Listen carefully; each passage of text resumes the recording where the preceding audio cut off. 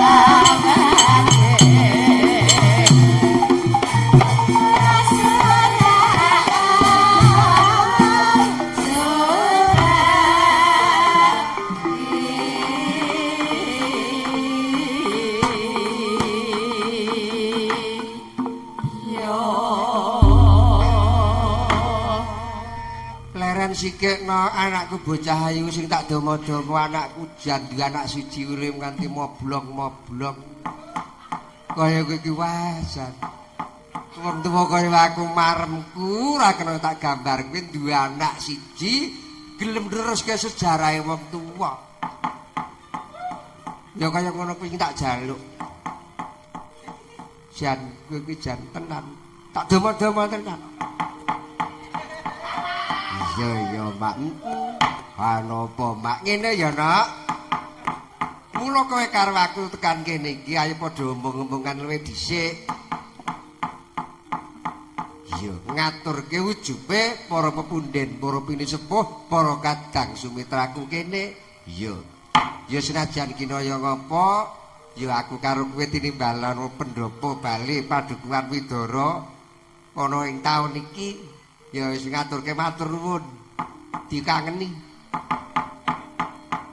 Iya. Iku tombo kecelik. Iya. Para pepunden lan para kadang iki padha ngaturke syukur-syukur ora kersane Gusti Kang Maha Kuwasa amarga badha panen kaum tani, bapak tani, ibu tani wis bar panen ngulihke Mbok Sri Sedana papane dewi-dewi. Iya. Nilalah sing ketiban sampur kowe. Iya. Ning kene iku rasa ngrebug bab duit saru. Iya. Iya. Mayang ning dewi iku rasa ngompoke duit. Aku yo bloko suta karo Pak Dukuh.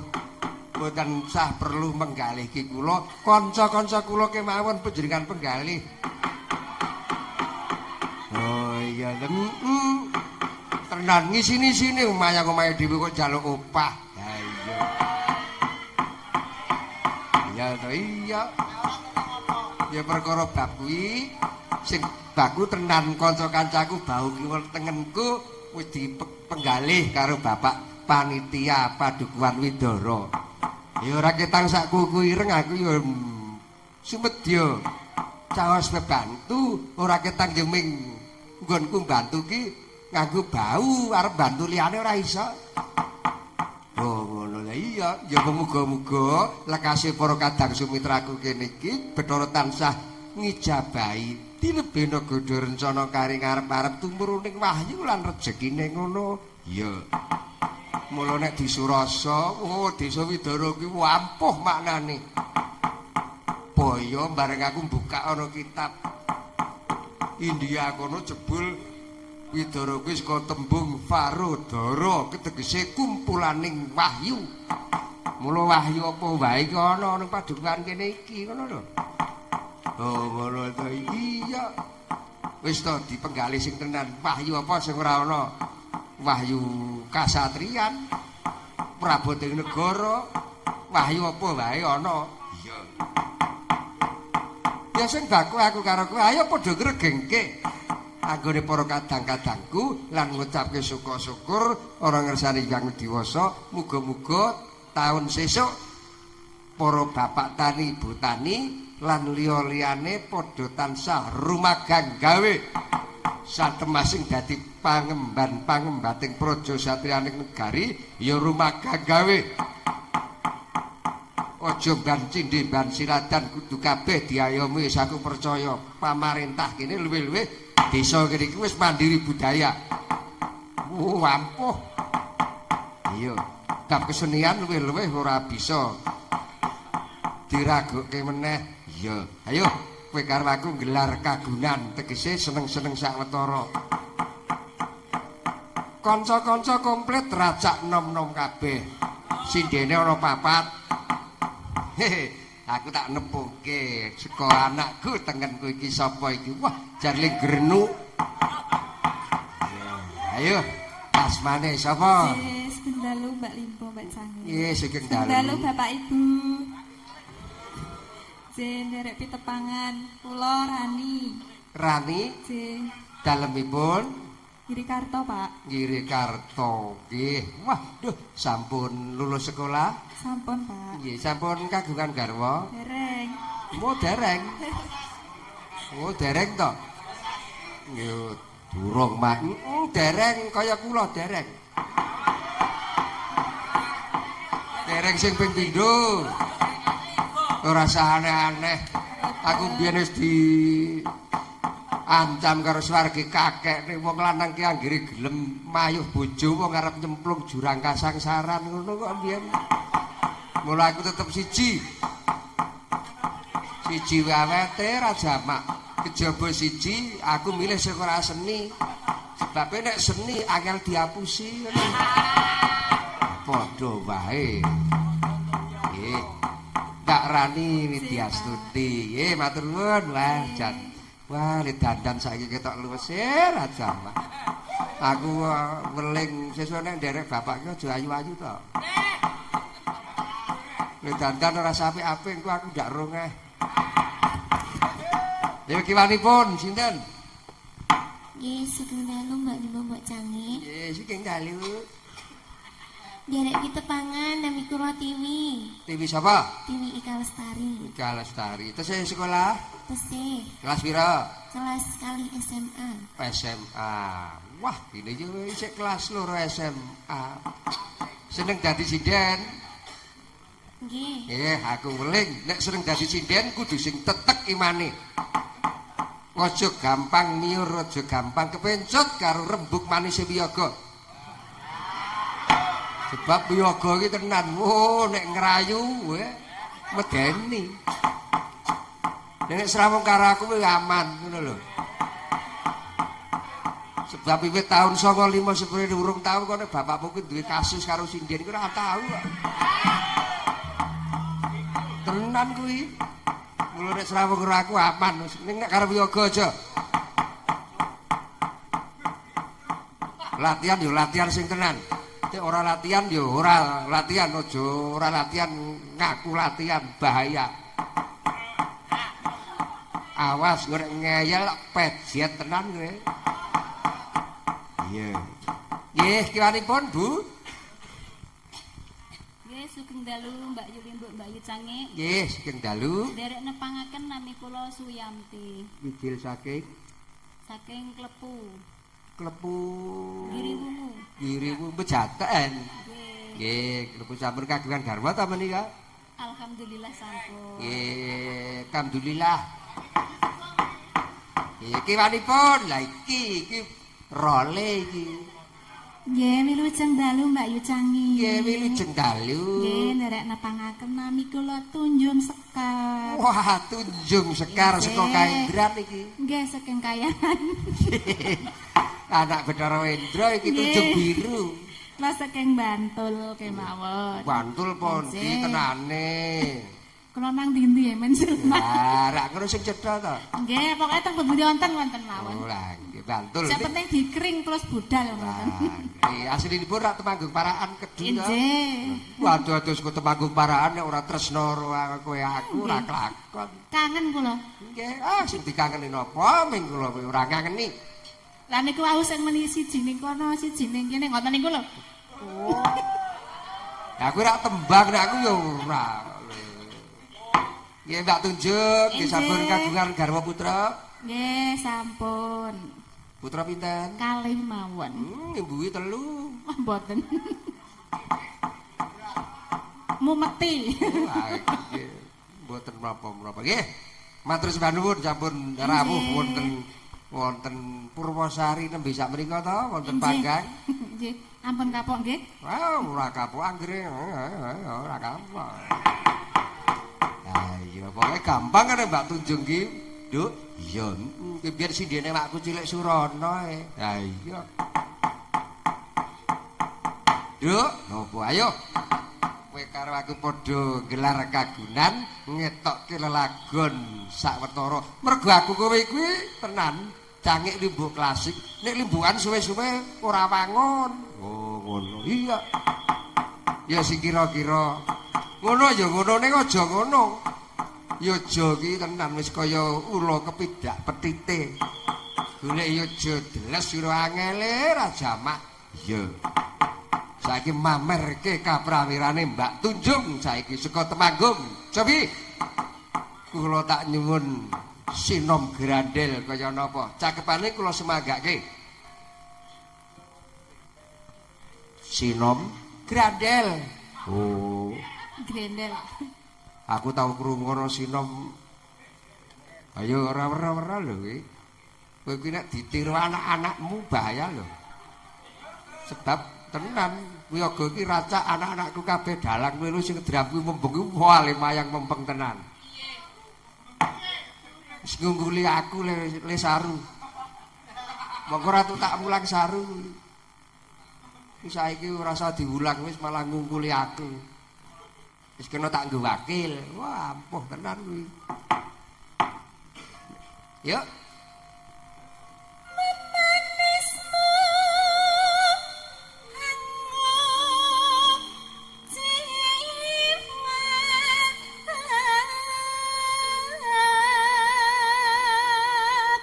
Yo digatekke ran.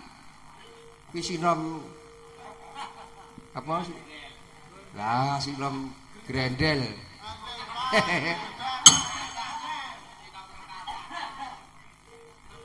Agawe rucit ping kalih.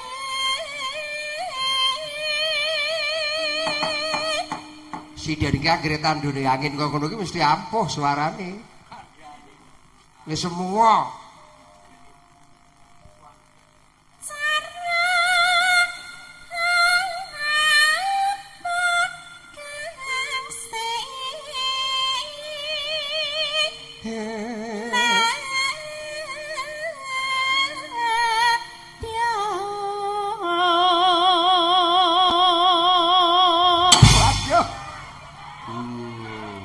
Suara kok kaya mengkono.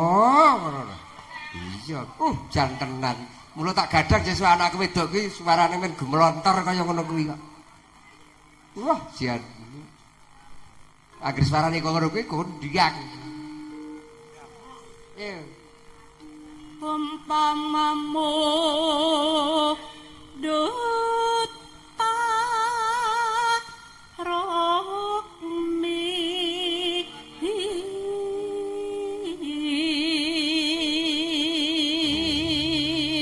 Muduta rohmi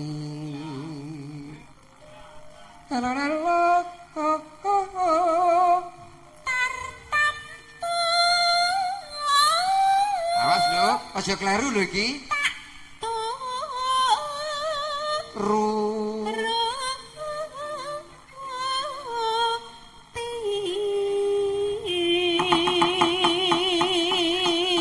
Mak teratap aku tak kira arep kleru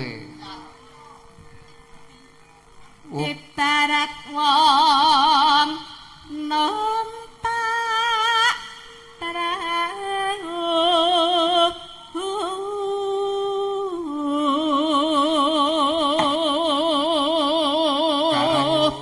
dipikirke lagi seneng, wah tenan nyandik wah. Kaya wong numpak perahu kae genjat-genjit. Nek lagi seneng ki jan, pokoke jagat ki mung diweke wong loro. Sarung wae wong loro. Numpak perahu. Ngaten iki kan mbak numpak perahu, janji prahune ki cocok, jebeh.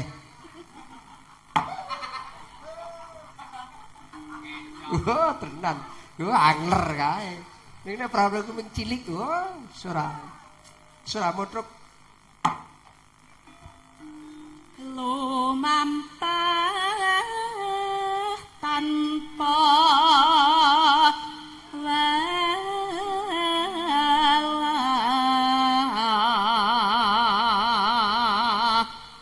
Ing matyane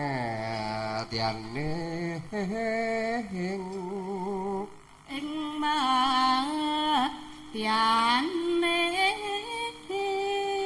jala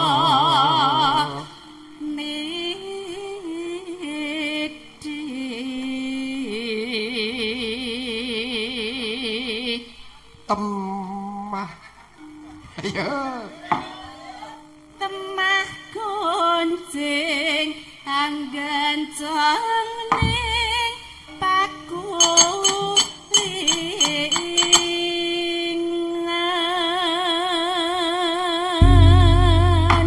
Ya, kadhawaken gending menapa kula nderek rena pengasih nggih saged. Monggo.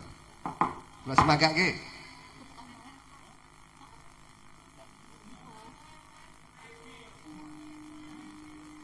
Rujak jeruk. Nggih, monggo rujak jeruk, yuk.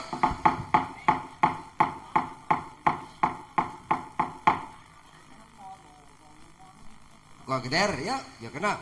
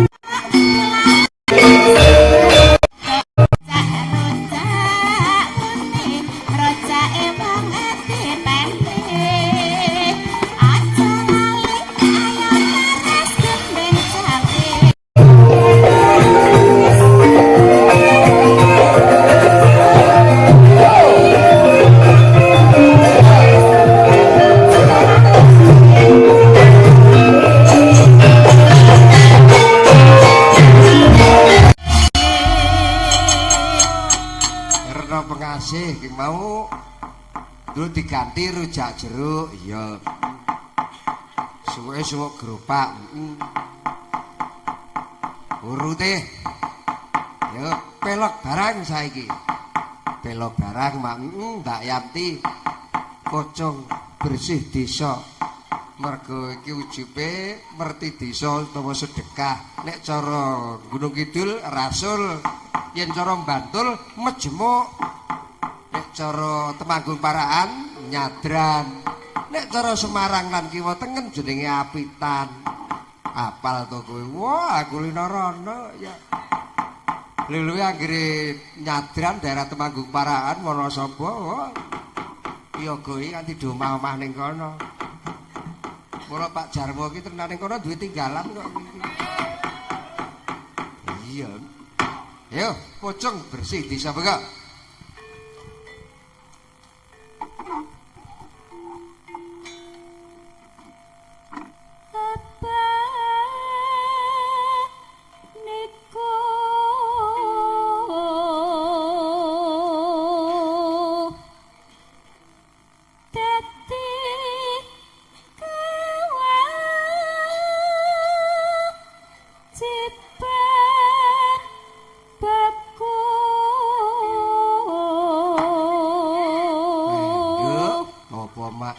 Aku bareng ngerti dhewe. Wah, jan para lenggah anggone ngadi busana, busana langkep. Kejawen monggo ya jangkep nganggo keris, branggah lan gayaman. Branggah nek cara Yoja ki branggah ora ladrang. Ladrang ki duwe wong Solo, nek Yoja branggah. Ya lan bengi ki kudu ringgit Wasucal, bengi ki ringgit Purwa. Iya ya, jadi semua. Iya.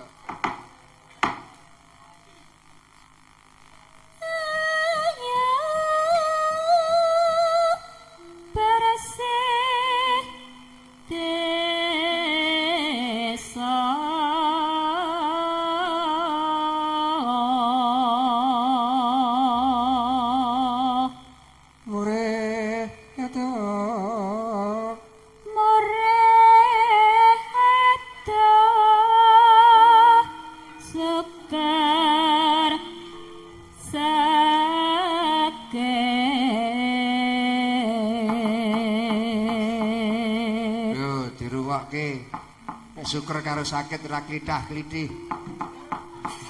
Diomongi syukur sakit kok klithah-klithih. Yuk. Lihat tuh mandang karya.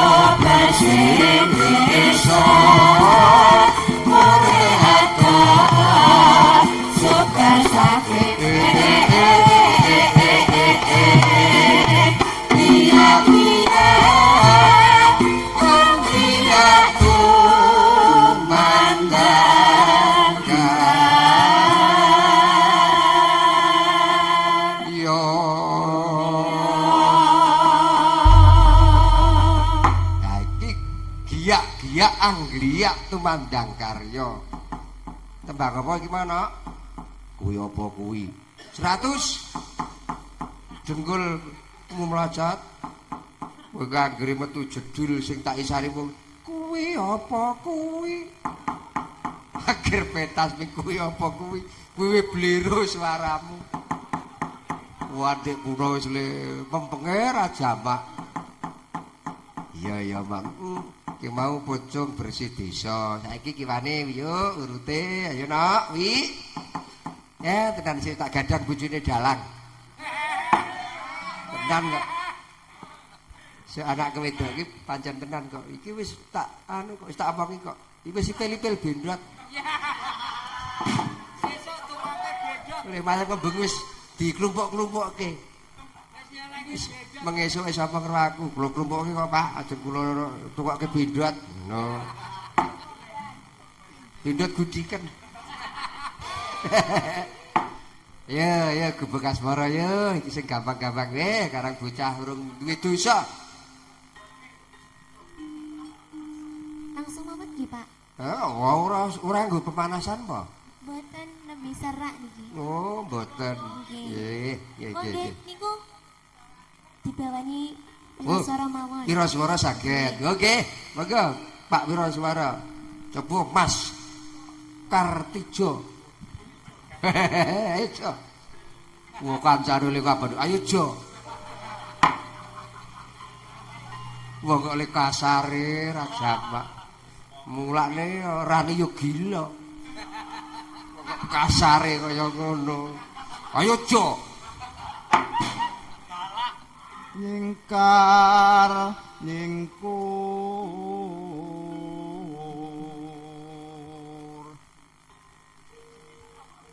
wiwitane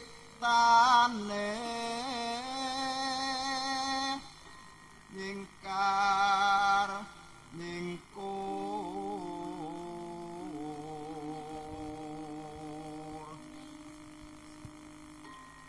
lingsam yen mutan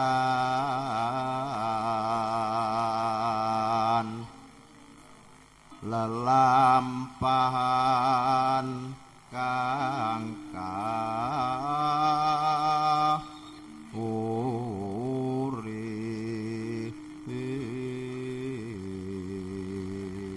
Mas iki ana pas wiramane dangdut jaiponge tampil. Wah, jaiponge isih jan. Sik bocah cilik. Barang putuku ki pintere kaya mbae. Ayo. Tresna tulus nadyan ingku buk asmara.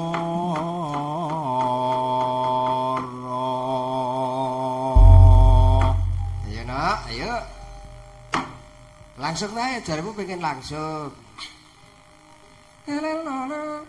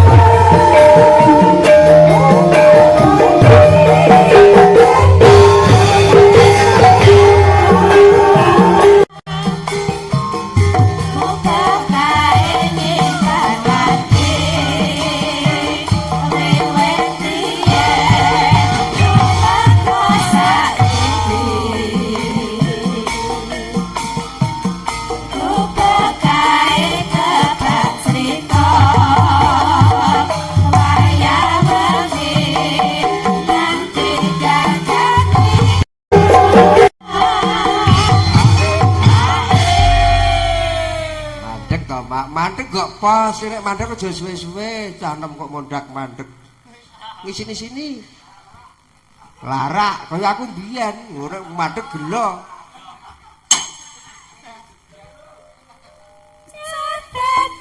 Sajroning ati datang untuk saya menanti aku kowe dadi terhormat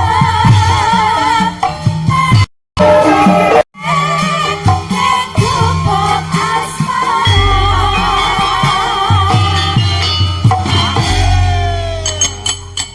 Mau gubuk asmara wah. Kok kendake jaipong isih bocah ning wis tangane antep kaya mbahne. Ya aku ling pinter kaya mbahmu. Ning pinter ling kendang lho aja pinter liyane lho. Nek pinter liyane awas. Pejet tenan kowe. Yo Mbak Rani saiki gilirane ayo. Wis Rendro wae iki tak duetke karo anakku lanang Gading. Jajal kaya apa jare Gading iki kondange pinter apa-apa. Ning jajal saiki tak duetne karo sinden Mbak Rani tenan. Nek apik, oh sesuk tak rabekke sinden. Ning nek ora apik, awas. Lakon tak ula-ula dawa kowe. Wis Lendro, ayo rondo kempling ayo. Rondo kempling.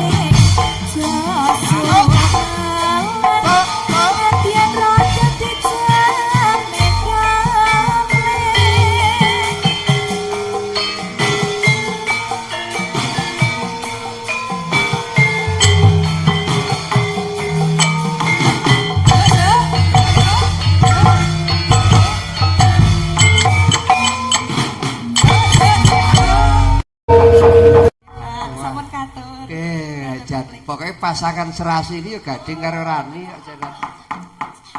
Pokoknya jan cocik tenan iki. Satu tenar wis tata-tata iki kudu krabekke iki.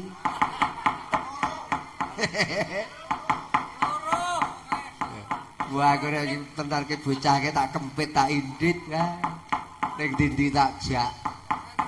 Ngono kuwi kan. Dene nganti ora pinter, wo, ngati-ati yo. Nganti ora pinter ngisin-isinke wong tuwa, wo anake kok ora pinter. Iya ya. Nduk, apa ayo.